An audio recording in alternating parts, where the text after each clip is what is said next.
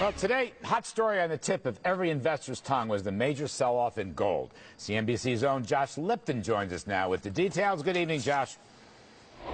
Major commodity markets falling hard today. Gold breaking below $1,500 for the first time since July 2011, entering a bear market. Traders talking about deflation fears. Also reports of Cyprus selling its gold. Capitulation in the GLD, the gold ETF, trading at almost 5 times its average volume. That, along with margin calls, fueling the fire. Miners also taking a hit. Names like Newmont Mining and Barrick Gold, both deep in the red. Now, as for oil, the black gold also dropping, falling to a 9-month low. Concern about a weak global demand outlook. U.S. retail sales fell in March. Remember, this week, the International Energy Agency also cut its global oil demand growth estimate for this year by 25,000 barrels per day. Larry, back to you. All right, many thanks, CNBC's Josh Lipton. So, what's driving this commodity sell-off? All right, couple points. First, there is no end of the world, all right, gold, no end of the world gold trade. Second, there is no end of the dollar gold trade. Third,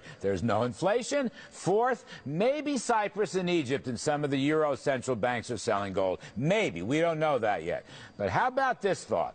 A hat tip to my pal Dave Goldman. U.S. energy independence from Saudi Arabia and elsewhere ends our trade deficit over time, boosts King Dollar, and winds up crushing gold. All right?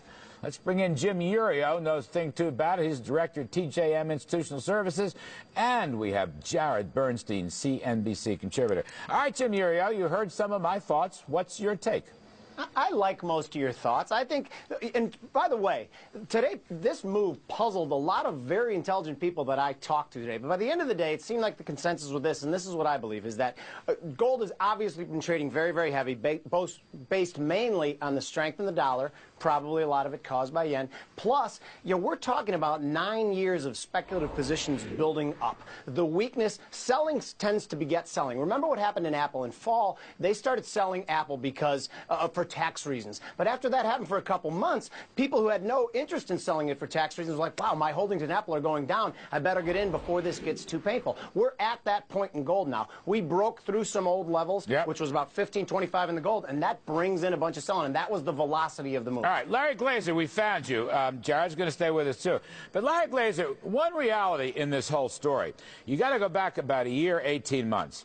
Gold has really been falling quite a while in fits and starts. In round numbers, $1,900 to $1,500 below. One point I want to make is there's no end to the world. There's no end to the United States. There's no end to the U.S. dollar. And if anything, the American stock market rising has knocked gold down. What's your take? Of issues are going to keep me awake this weekend, and the sell-off in gold is not going to be one of them. I mean, when I look, gold is a source of funds right now to fuel other asset classes. It is in redemption. That's not necessarily a bad thing. In fact, that's probably a bullish thing. When I look, I see gold, it's a safe haven, it's a hedge against inflation, it's a hedge against financial calamity. When it drops, it tells you neither of those is apparent right now. Gold, it's an insurance policy, right? And when we look, we want our insurance policy to decline. We want it to expire worthless. What worries me is certainly not going to be gold. It's going to be the decline in interest rates or the decline in energy that we saw today. It's definitely not going to be the decline in gold, which is a bullish indicator going forward. Let me go to Jared, because I think it's interesting, Jared. I think a rising economy hurts gold. Right. I think a pretty strong currency hurts gold. I think a low inflation rate hurts gold. I mean, in some sense, I'm going to go to Ben Bernanke.